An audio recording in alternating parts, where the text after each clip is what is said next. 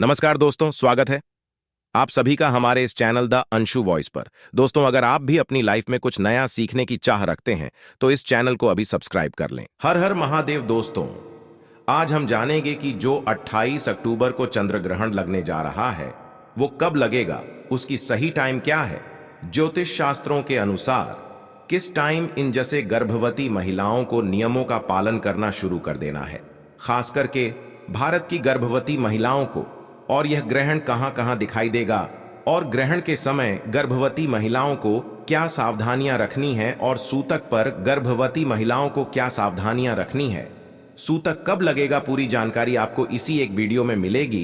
इसलिए वीडियो को पूरा देखें, बिल्कुल भी स्किप ना करें। तो चलिए दोस्तों, वीडियो स्टार्ट करते हैं। देखिए, साल 2023 का आखिरी चंद्र ग्रहण 28 अक्टूबर को लगने जा रहा है, जिस दिन शरद पूर्णिमा की ही रात है। 28 अक्टूबर की रात लगने वाला ये चंद्र ग्रहण 12 दिखाई देगा। इसलिए भारत की गर्भवती महिलाओं को ग्रहण के नियमों का पालन तो करना ही है, साथ ही में सूतक काल जो है उसी समय से जब सूतक काल लगेगा तब से सूतक काल के नियमों का भी पालन करना है। इसलिए आप ये बात ध्यान में रख लें कि भारत में यह ग्रहण लग रहा है, इसलिए सूतक काल भी माननीय होगा। अब देखते हैं कि यह चंद्र ग्रहण कब लगेगा और कहां कहां दिखाई देगा। किंतु दोस्तों, भारत में शनिवार 28 अक्टूबर को लगने वाला खंडग्रास चंद्र ग्रहण भारत में दिखेगा। इसके अलावा ये ग्रहण अटलांटिक महासागर, हिंद महासागर, पश्चिमी और दक्षिणी प्रशांत महासागर, अफ्रीका, यूरोप, एशिया, ऑस्ट्रेलिया, दक्षिण अमेरिका के पूर्वी उत्तरी भारत में भी दिखेगा। और दोस्तों, यह ग्रहण पाकिस्तान में भी, नेपाल में भी, श्रीलंका, ऑस्ट्रेलिया, भूटान, चीन, जापान में भी यह ग्रहण पूरी तरह से दिखाई देगा। यह सूर्य ग्रहण जो है अश्विनी नक्षत्र और मेष राशि में लगेगा। आप जानते हैं कि भारतीय समय अनुसार ये चंद्र ग्रहण कब दिखेगा, तो देखिए, चंद्र ग्रहण का बिल्कुल शुरुआती जो चरण है वो 28 अक्टूबर की रात 11:30 बजे से ही आरंभ हो जाएगा।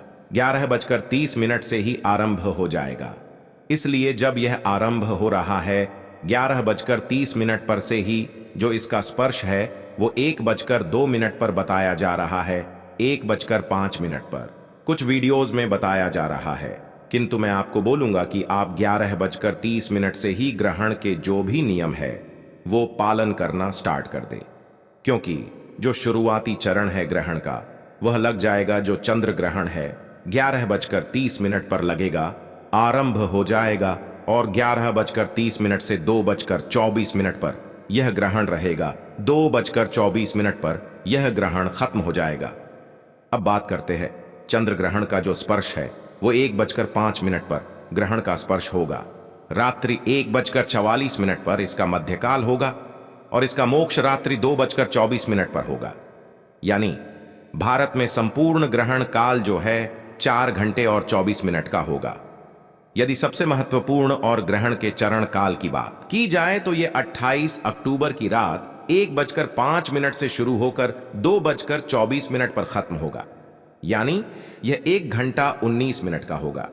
किंतु अब गर्भवती महिलाएं परेशान हैं कि हम 1:05 से ग्रहण काल के नियमों का पालन करें या फिर हम 11:30 से ही करें।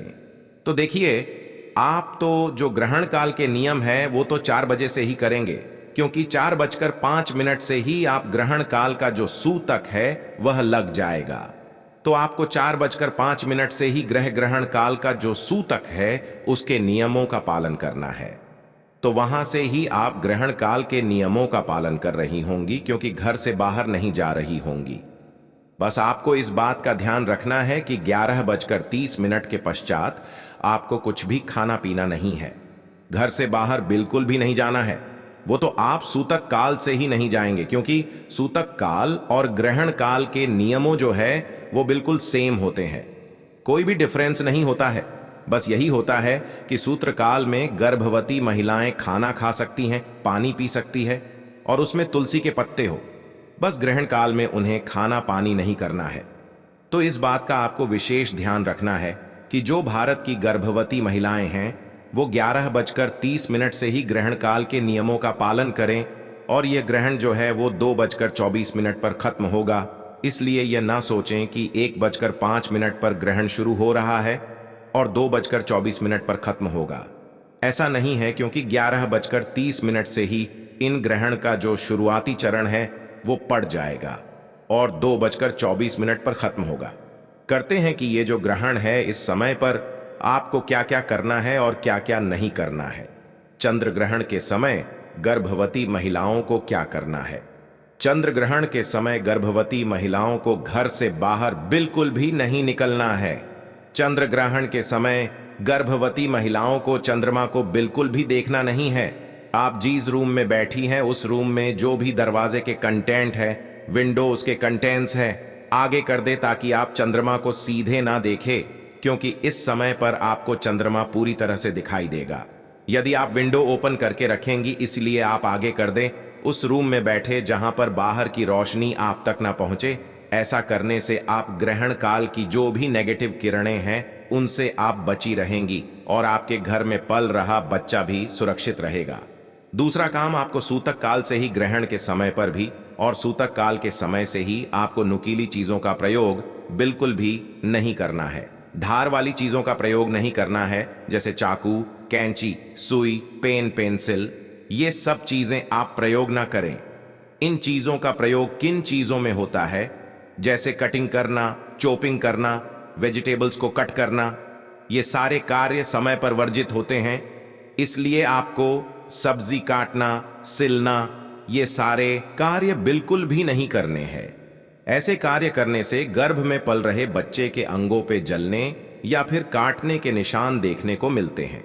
किचन में गैस जलाना, आग जलाने वाले काम जितने भी होते हैं वो सारे काम आपको ग्रहण काल और सूतक काल दोनों ही समय से बिल्कुल भी नहीं करने हैं। सूतक काल में भी ये कार्य वर्जित माने जाते हैं और ग्रहण काल में भी ये कार्य वर्जित माने जाते हैं। सूतक काल से ही गर्भवती महिलाओं को घर से बाहर नहीं निकलना है। सूतक काल जो है, ग्रहण काल जब खत्म होगा उसके साथ ही सूतक काल खत्म होगा और ग्रहण काल में गर्भवती महिलाओं को ना तो कुछ खाना है और ना तो पानी पीना है। और सूतक काल में गर्भवती महिलाएं खाना खाया है, पानी पी सकती है। जब सूतक का टाइम होगा उस समय पर आप खाना भी खा सकती हैं, पानी भी पी सकती है, किंतु जैसे ही ग्रहण लग जाएगा उस समय पर गर्भवती महिलाएं ना तो खाना खाएं और ना तो पानी पिए। इससे आपके घर में पार आच रहा, बच्चा पूरी तरह से सुरक्षित रहेगा। किंतु आपको विशेष सावधानी यह रख रही है कि सूतक काल में जब आप खाना खा रही हैं या फिर पानी पी रही है, उसमें तुलसी के पत्ते अवश्य होने चाहिए। ऐसा करने से आपका जो बना हुआ खाना पानी है वो शुद्ध रहेगा, जिससे आप ग्रहण काल में होने के पश्चात भी खा पाएंगी।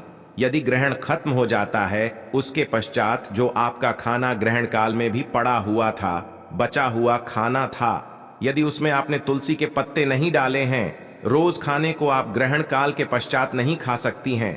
आपको फ्रेश बनाकर ही खाना होगा। और यदि सूतक काल में आप खाना पानी करना चाहती हैं तो उसमें तुलसी के पत्ते अवश्य डालें, तो ही आप खाना पानी अपना करें।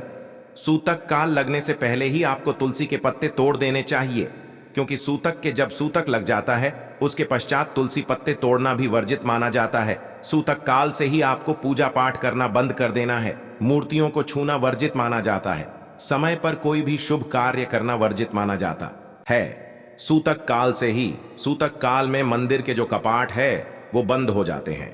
इसलिए गर्भवती महिलाएं अपने रूम में ही बैठकर मंत्रों का जाप करें, भगवान का सिमरण करें और जो भी आपके इष्ट देव हैं उनका लगातार आप स्मरण करें। ऐसा करने से अब ग्रहण काल से और सूतक काल में जो भी नेगेटिव, उससे आप पूरी तरह से बची रहेंगी और आपके घर में पल रहा बच्चा पूरी तरह से सुरक्षित रहेगा। आपको ग्रहण काल में और सूतक काल में अपने पास एक नारियल जरूर रखना है।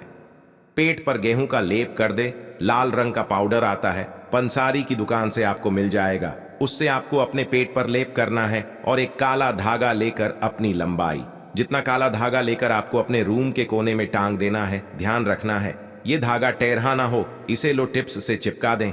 ऐसा करने से क्या होता है, ग्रहण काल का वो भी नेगेटिव प्रभाव होता है वो आप पर ना होकर इस धागे पर होता है और आप और आपके घर में पल रहा बच्चा ग्रहण काल के नेगेटिव ऊर्जा से पूरी तरह से बची रहती है। अब बात करते हैं कि ग्रहण के पश्चात नारियल और काले धागे का क्या करना है। तो ग्रहण खत्म होते ही आपको इस नारियल और काले धागे को मॉर्निंग में उठकर जलते पानी में विसर्जन कर सकते हैं, या फिर किसी मंदिर में दे सकते हैं, या फिर आप पीपल के पेड़ के नीचे भी रख सकते हैं। ग्रहण काल में गर्भवती महिलाओं को आह सोना नहीं है। आप आह जागे रहे, आपको लेट सकती है। आपको अपने पैरों को फोल्ड नहीं करना है, हाथों को फोल्ड नहीं करना है। इस बात का आपको विशेष ध्यान रखना है। आप पेशाब करने जा सकते हैं यदि वॉशरूम आपके घर के अंदर है। यदि घर से बाहर वॉशरूम है तो आप इस टाइम इन पर अवॉइड करें। तो फ्रेंड्स, इसमें मैंने आपको बता दिया कि ग्रहण काल में आपको क्या करना चाहिए, क्या नहीं करना चाहिए। आपको सिलाई वाले जो भी सुई धागे के इस्तेमाल, सिलाई बुनाई वाले काम होते हैं, वो भी समय पर आपको बिल्कुल भी नहीं करने हैं। काल से ही यह कार्य बिल्कुल वर्जित माने जाते हैं, इसलिए आपको इन बातों का विशेष ध्यान रखना है। आशा है कि आज की इस प्रस्तुति में बताई गई जानकारी आपको अच्छे से समझ आ गई होगी। वीडियो अच्छा लगा हो तो एक लाइक अवश्य कर दें। धन्यवाद वीडियो के अंत तक बने रहने के लिए।